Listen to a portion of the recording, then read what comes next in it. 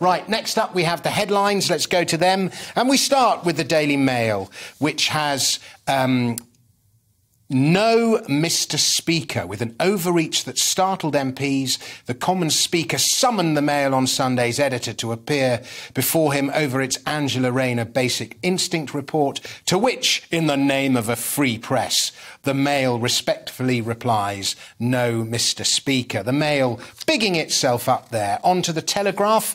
Sunak faces cabinet pressure to cut tax. You can add pressure from me to that call. And Truss calls for increase in defence spending. You saw that speech there just now in the news. The Independent is next. Westwood accused of groping women. That is the hip-hop DJ, otherwise known as the biggest prat in hip-hop.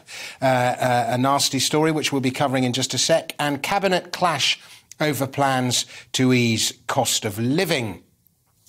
Onto The Guardian, there's Tim Westwood again. DJ Westwood accused of sexual misconduct by multiple women, and health agency to halt COVID tests and cut jobs. The FT next. Tesla dented as investors count on Musk share sale to pay for Twitter. I'm not quite sure I agree with that narrative. Pretty much every share has been dented over the past 3 days. And there's also cabinet split over cutting food tariffs after grocery bills climb 5.9% in a year. Why not just write 6%? It would make the headline more readable. The Mirror, addicted to giving. This is the big-hearted lotto winner. Good for her. Gran, who has given away half her fortune, hands out another 11 million to help strangers. I must send her my email address. Right, The Times now. Russia threatens strikes against Western targets. This is a worrying development.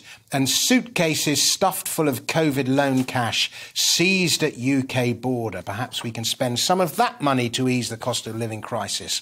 The Express, you're paying record 718 billion in tax, but for what? Yes, indeed. And finally, the Star, the Daily Star. I'm laughing in anticipation. Well, he's a barrel of laughs, ain't he?